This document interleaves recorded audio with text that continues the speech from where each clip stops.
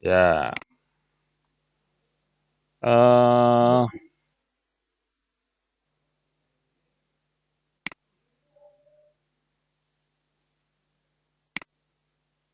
tugas-tugas yang kemarin disampaikan sudah diproses, sudah ya, sudah belum? Sudah dikerjakan belum?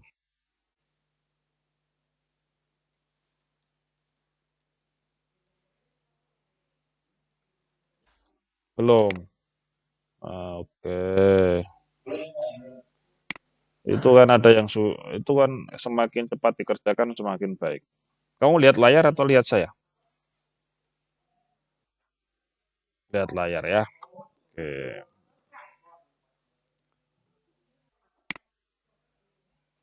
Baik, pada semester 2 ini tidak terasa kita sudah masuk ke pekan ke berapa? Udah pekan ke-8 ya sekarang. Hmm, pekan ke berapa sekarang? Ke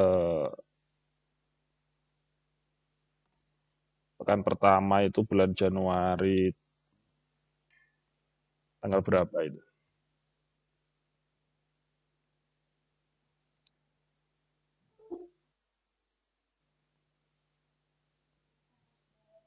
Hmm?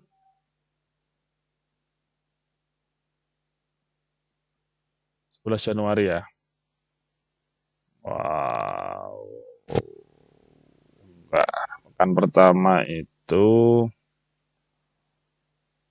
tanggal 15. Oh,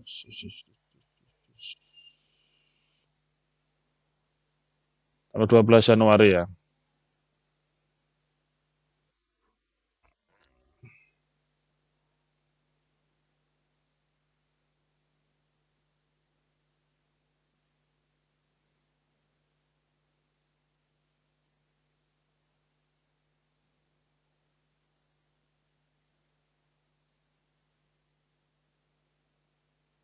Oke, itu kita bahas tentang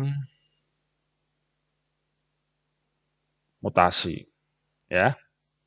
Pekan pertama, terus kemudian pekan berikutnya kita bahas tentang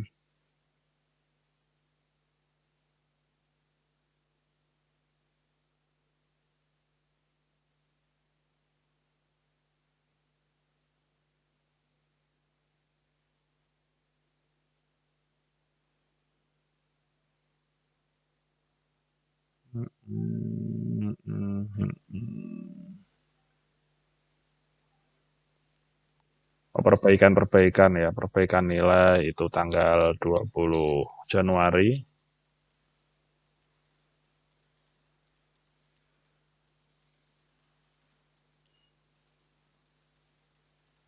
Kemudian tanggal 28 Januari itu tentang mutasi, sorry. Berarti tadi pekan pertama dan pekan kedua itu untuk perbaikan nilai. Tanggal 28 Januari baru kita klik tentang mutasi. Kemudian pekan keempat, dari pekan ketiga baru koke, kemudian pekan keempat itu tentang ini evolusi apa namanya asal usul kehidupan ya. Pekan kelima tentang apa itu? Pekan kelima itu tentang teori evolusi. Kemudian pekan keenam, oh sekarang udah mulai pekan keenam, itu tentang mekanisme evolusi. Apa? Kita akan belajar tentang mekanisme evolusi. Nah, ada beberapa yang sudah mengumpulkan kemarin tentang tugas evolusi, tetapi ada satu soal setidaknya yang akan saya jelaskan di sini, yaitu tentang pola evolusi. Ada yang konvergen, ada divergen. Tapi oke lah, kita lihat ya di sini. Apakah hanya itu saja? Kita lihat, kita lihat, kita lihat.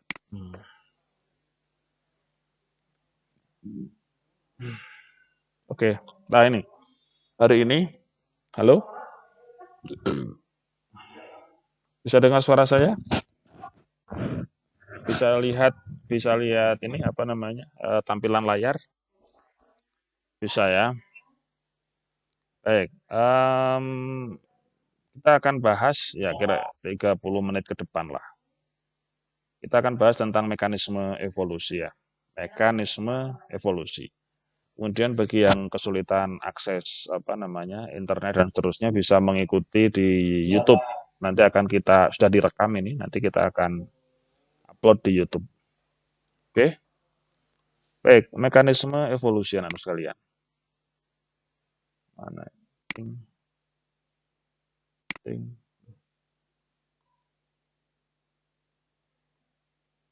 Mekanisme evolusi.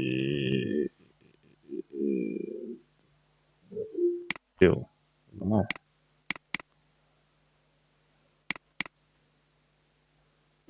Ish. Alah ngehang, euy. Halo, mekanisme evolusi. Bisa dengar suara saya? Komputernya ngehang. Komputernya ngehang sedikit, gak apa-apa, biarin lah. Baik, mekanisme evolusi. Jadi evolusi itu yang pertama dari sisi asal-usul kehidupan, awal mula itu dari makhluk hidup berasal dari benda mati, itu teorinya Aristoteles, kemudian dan kawan-kawan. Kemudian ada berikutnya, perkembangan berikutnya itu makhluk hidup berasal dari makhluk hidup sebelumnya. Oke. Kemudian berlanjut lagi bahwa makhluk hidup itu juga berasal dari benda mati. Itu yang dibuktikan oleh Mayer, yang mana makhluk hidup itu ya berasal mula dari samudera, kemudian yang diinisiasi oleh gabungan dari NH3 atau nitrogen, kemudian karbon dioksida, kemudian karbon dioksida, kemudian hidrogen dan oksigen. Kemudian dikasih kilatan petir ya begitu. Di dalam laboratorium dia mengandung organisme baru. Dan itu kemudian awal mula daripada kehidupan. Diduga merupakan awal mula kehidupan. Nah, bagaimana mekanismenya? Nah, mekanisme evolusinya seperti ini. Baik, sebelumnya setelah mendengarkan melalui Google Meet, kemudian di PPT mendengarkan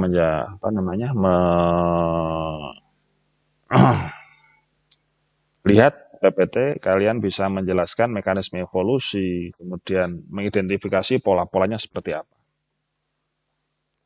Ini kayaknya sudah yang masuk, kita sapa dulu.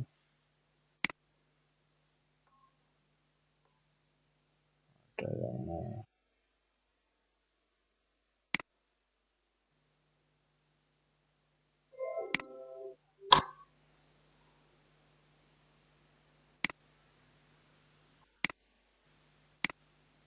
Oke, silahkan masuk. Nah, lalu sekalian,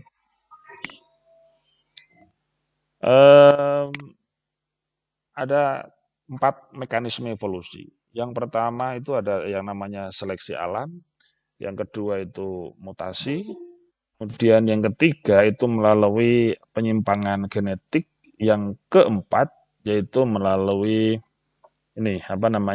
gen pool atau aliran gen. Yang pertama kaitannya seleksi alam.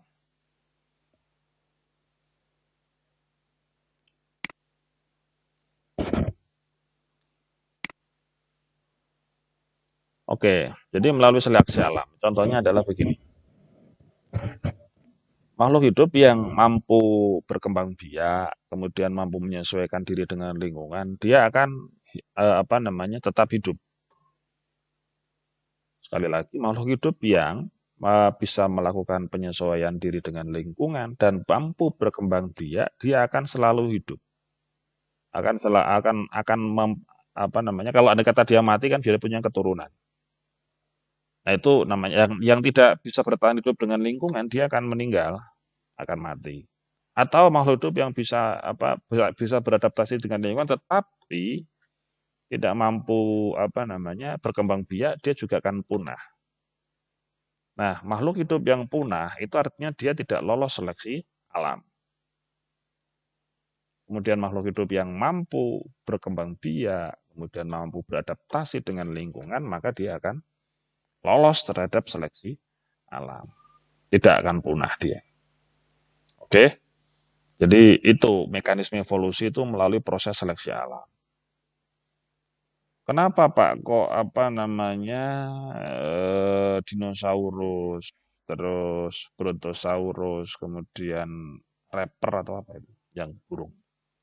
Itu kok tidak tidak ada sampai sekarang, padahal dulu pernah ada. Itu karena dia tidak lolos seleksi alam. Tidak lolos seleksi alamnya karena apa? Ya, karena dia satu tingkat reproduksinya dia kan rendah. Kemudian dua, badannya terlalu besar sehingga kalau misalkan konon ada hujan meteor dan seterusnya, dia susah untuk nyumput. Nyumput di mana wong badannya besar. Gitu ya. Itu. Kemudian faktor yang pertama.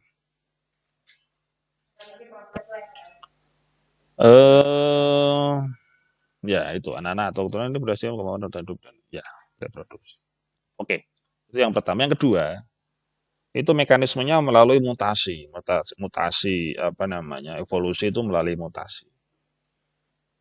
Jadi contoh adalah begini.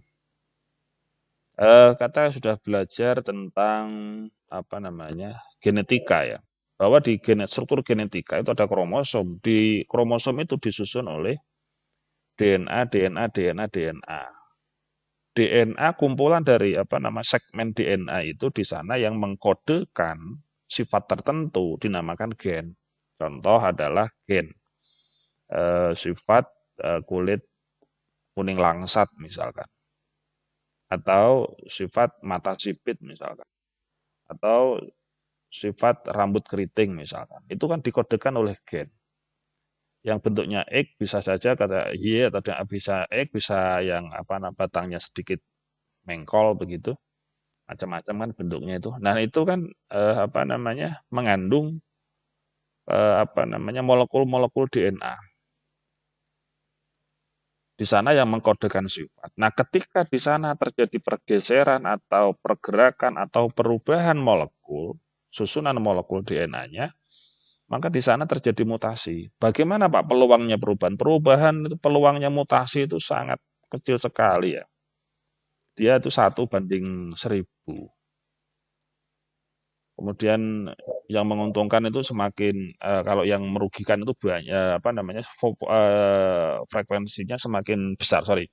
Jadi peluang mutasi itu 1:1000. Kemudian yang menguntungkan itu lebih banyak yang menguntungkan daripada yang merugikan. Yang merugikan lebih banyak daripada yang menguntungkan. Dari sekian banyak itu paling satu yang menguntungkan. Yang 999 itu merugikan.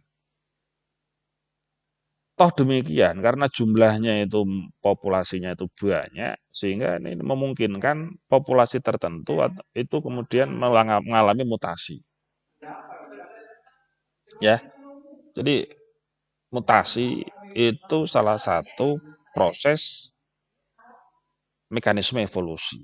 Jadi, atau dibalik evolusi itu bisa melalui proses mutasi.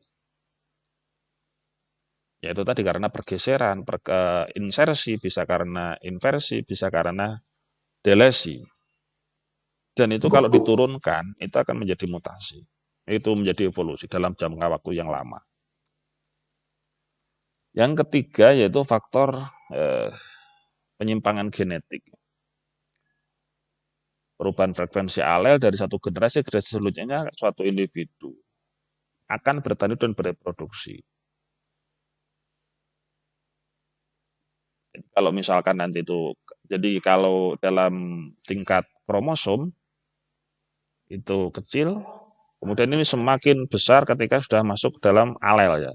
Jadi alel itu adalah kromosom yang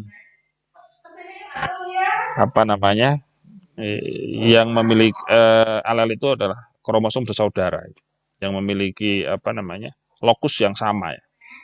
Gen yang memiliki lokus yang sama itu namanya alel. Dan itu kalau misalkan terjadi perubahan besar-besaran, itu akan menjadi apa namanya eh, mekanisme evolusi. Jadi mekanisme evolusi itu bisa melalui proses penyimpangan genetik. Jadi bisa mutasi, lebih radikal lagi penyimpangan genetik. Oke, yang keempat itu tentang aliran gen. Aliran gen itu adalah pertukaran gen antar populasi yang biasanya merupakan spesies yang sama. Karena kompleksitas organisme, dua populasi manapun yang terpisah sempurna akhirnya akan terbentuk kompabilitas genetik melalui proses netral.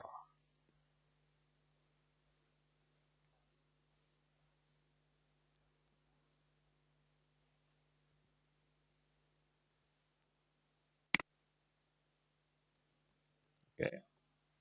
Di aliran gen.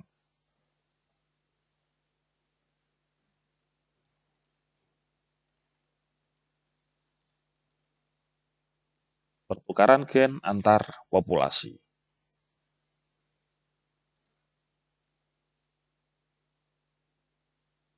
Jadi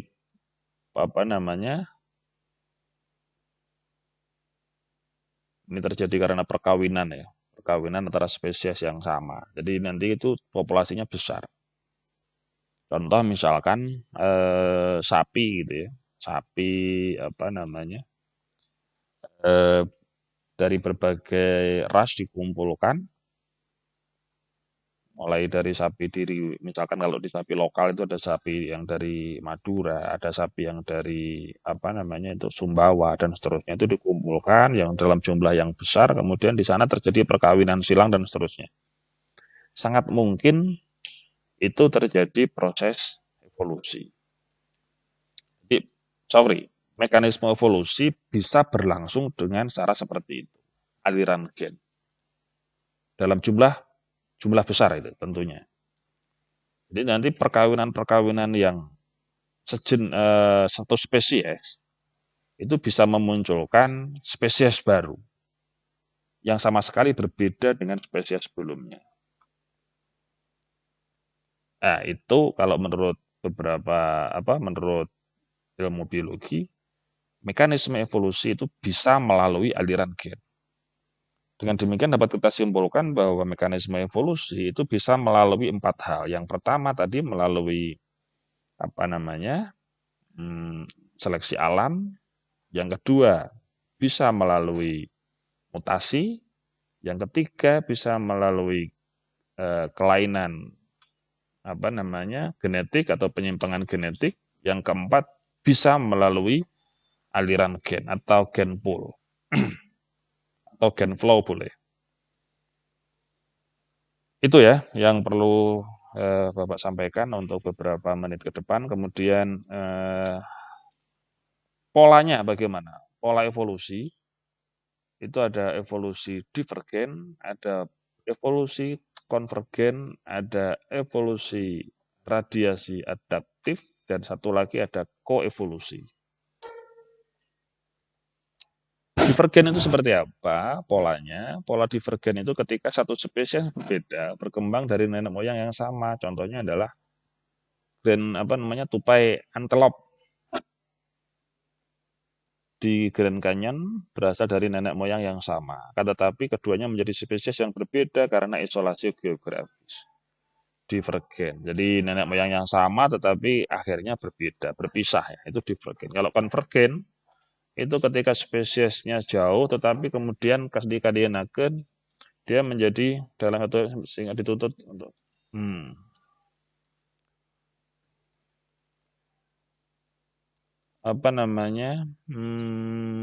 evolusi konvergen terjadi ketika dua spesies yang memiliki sifat yang jauh tetapi karakteristiknya mirip. Kalau divergen itu nenek moyangnya sama tetapi spesiesnya berbeda, tapi dari nenek moyang yang sama. Kalau konvergen sebaliknya, dari kerabat yang jauh tetapi karakteristiknya hampir sama. Kita lihat aja contohnya ya. Contoh evolusi divergen.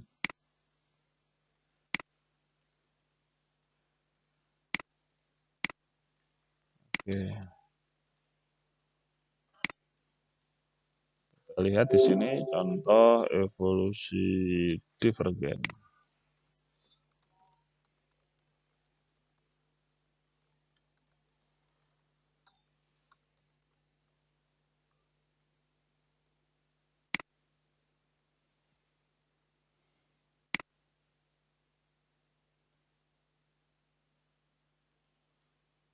Oke, ini ada burung fin yang populer itu ya.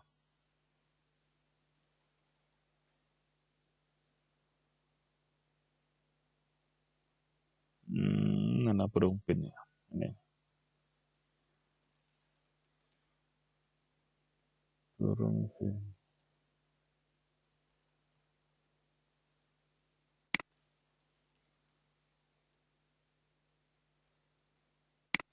Ah ini,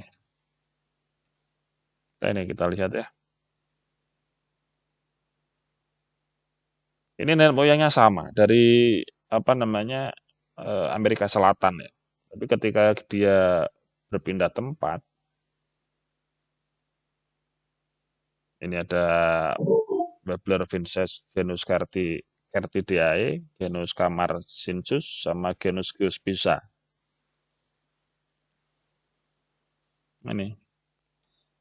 Ini memiliki pemakan biji. Ini pemakan biji, pemakan bunga kaktus, pemakan kuncup, pemakan serangga. Ini karena makanannya beda-beda, meskipun dari nenek moyang yang sama, dia kemudian melahirkan spesies yang berbeda. Nah, Pak, kok bisa itu mengatakan spesies yang berbeda? Kita coba, kalau misalkan ini jenis G. magnirostris misalnya.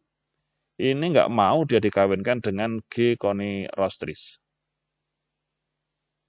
Jadi kalau misalkan spesies itu dikatakan berbeda, ketika dia tidak bisa dikawinkan dengan yang disebutkan tadi. Jadi kalau misalkan G apa namanya G G G G G G, G conirostris dengan G magnirostris ini bisa dikawinkan, oh berarti itu salah. Jadi bukan bukan spesies yang baru. Dinamakan spesies yang baru jika nanti itu kalau dikumpulkan dalam satu kurungan begitu, kemudian dia bisa menghasilkan individu baru. Itu baru dinamakan satu spesies. Nah, ini antara Cristidae fusca dengan Cristidae olivaceae ini berbeda. Berbeda spesies. Disebabkan karena apa? Polanya apa? Pola yang seperti ini namanya pola divergen. Bagaimana kalau pola yang konvergen? Pola konvergen itu ya kayak ini. Nah, ini ada harimau ya ini dengan apa ini? Oke, kita lihat pola itu. Jadi nenek moyangnya beda tetapi karakternya sama.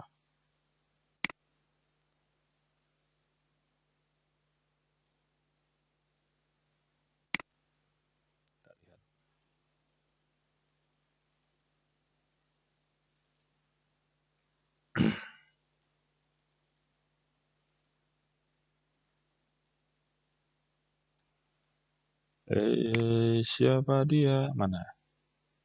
Susah sekali ya nih loadingnya. Oke.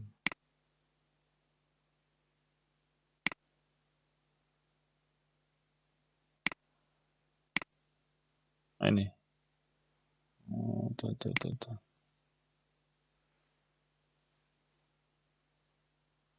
Apa ini ya? Oh,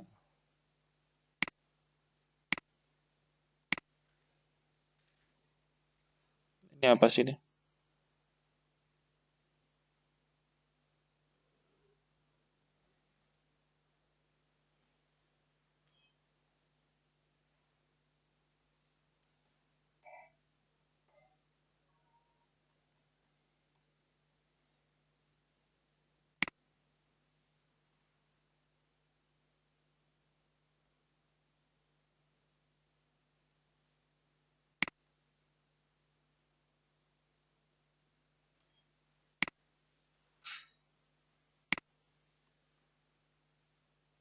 Contoh evolusi konvergen, kita lihat.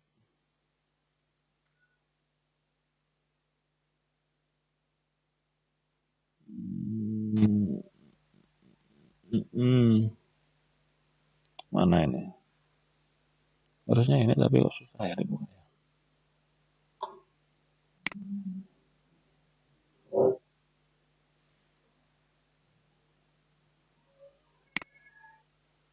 Ini apa dengan apa sih ini? Pak, namanya apa ini? Coba cek ini apa ini?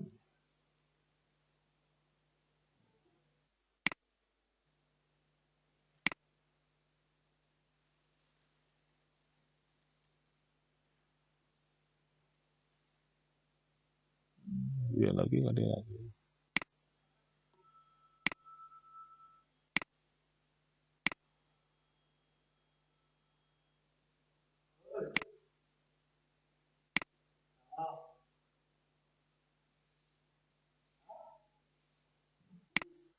Ini anjing sama musang ya? Ini apa ini sih? Ini anjing ya ini ya? Ini anjing, terus ini apa ini?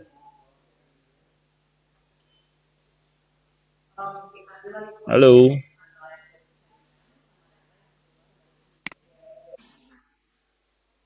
Ah, wolf. Tasmanian wolf. Ah, ini. Mouse, and marsupial mouse. Ini flying, plugger, flying, square. Ini apa nih? Ini, kamu terbang. Eastern Blue Thesaurus, sama flying fox. Wolf itu apa sih? Wolf itu? Wolf. Apa? Serigala ya, wolf ya. Kalau ini Tasmanian wolf itu apa? Bukan, beda. Serigala sama maung beda. Ini karakteristiknya sama, tapi dari apa namanya,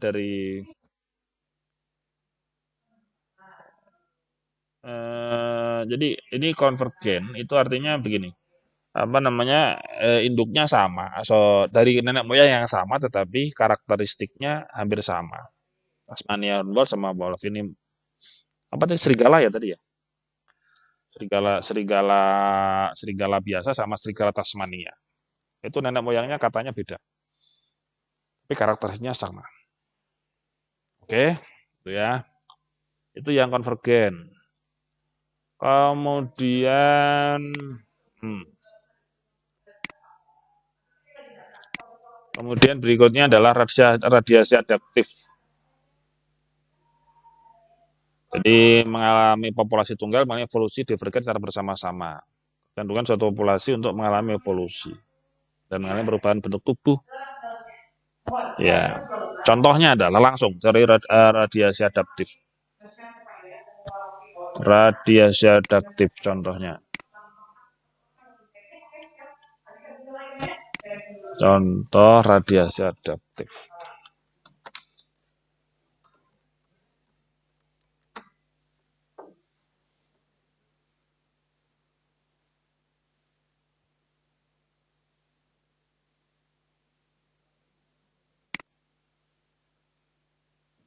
Ini.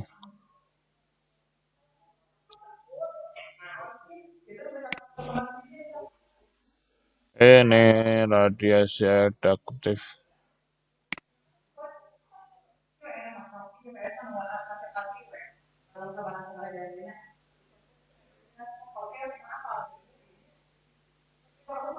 Goldfish, trifish, ketarian, ada insekta besar,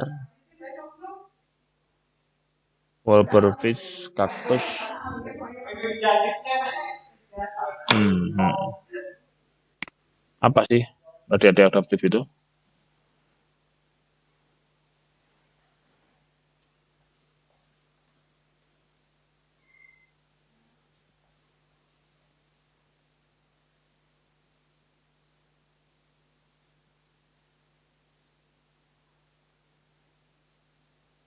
Kecenderungan suatu populasi untuk mengalami evolusi berupa perubahan bentuk tubuh sebagai respon adaptif terhadap perubahan kondisi lingkungan yang berbeda. Oh ya, karena lingkungannya berbeda, sehingga dia akan menghasilkan apa namanya eh, fisiologi dan morfologi yang berbeda.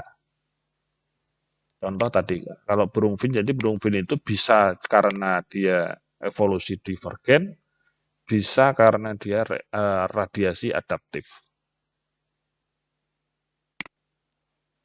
Burung fin ya. Jadi burung fin itu bisa dipakai dua contoh, yaitu radiasi adaptif dan evolusi yang divergen.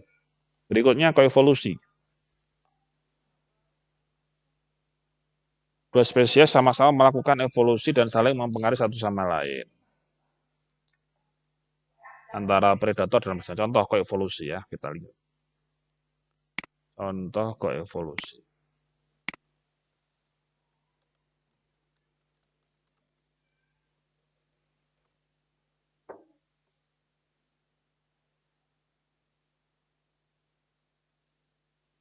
Ini kita lihat contoh koevolusi.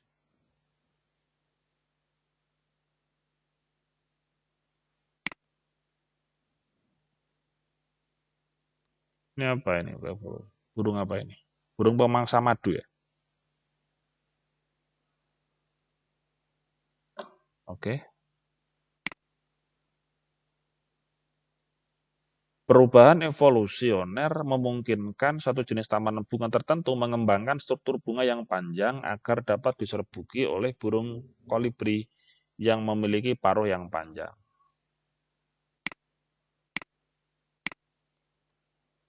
Paruhnya panjang, jadi perubahan bunga, jadi perubahan struktur bunga,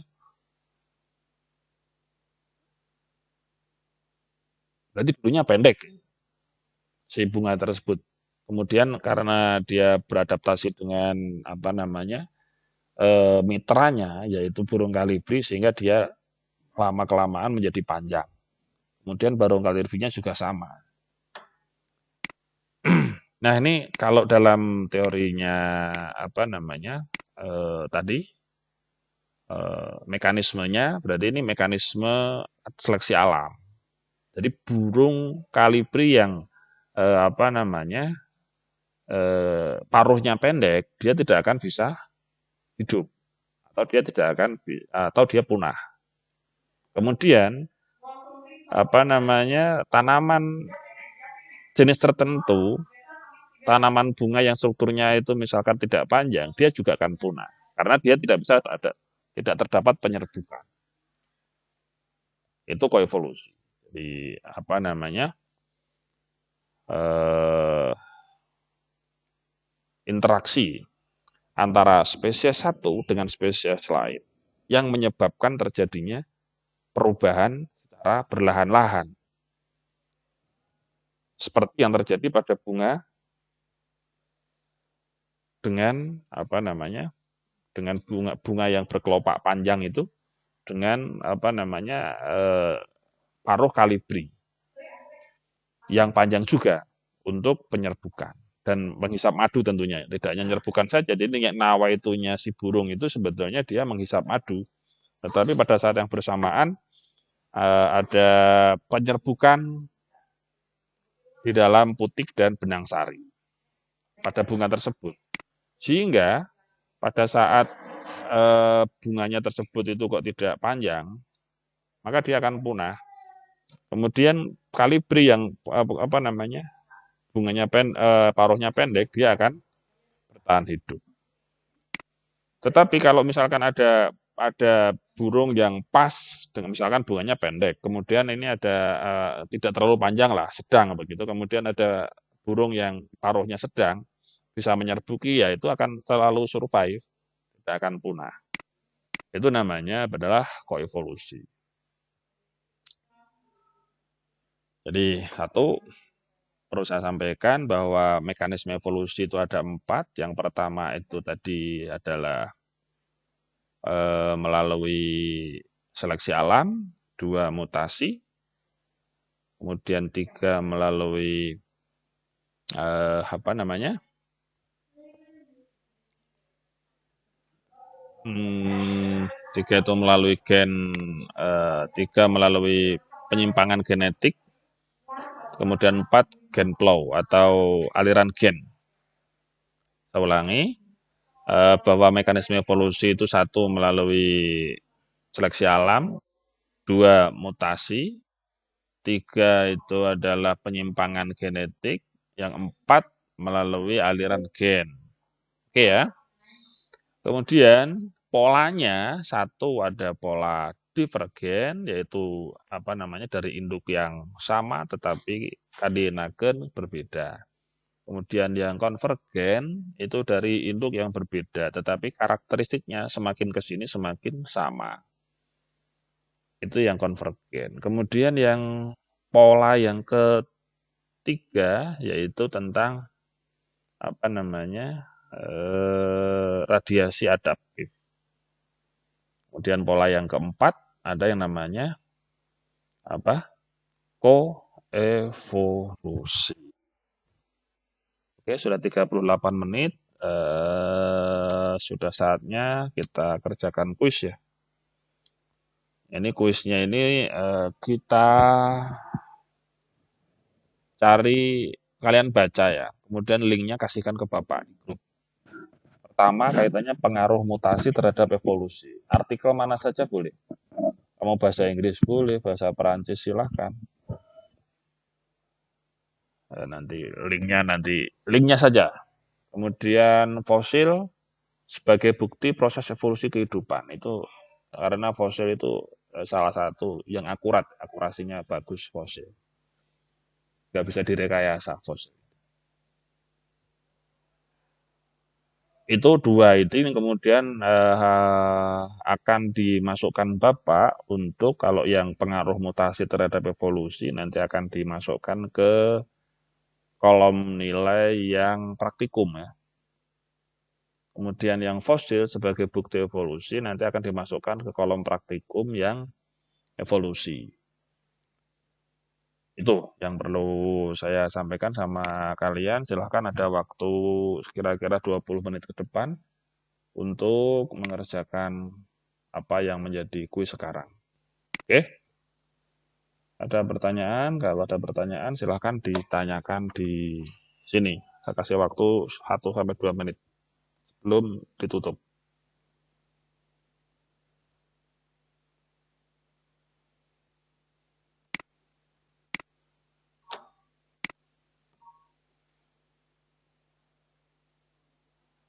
Halo?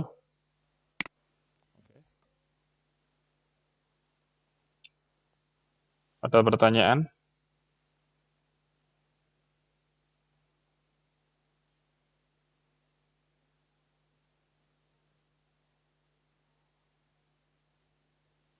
Kalau tidak ada, dilanjutkan di WA grup ya.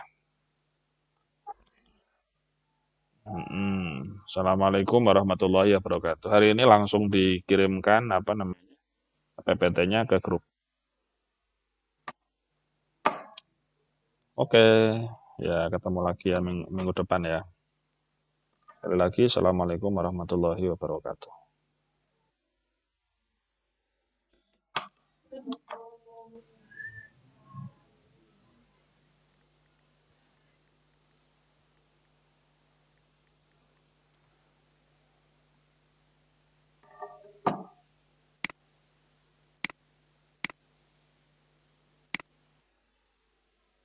Astagfirullahaladzim.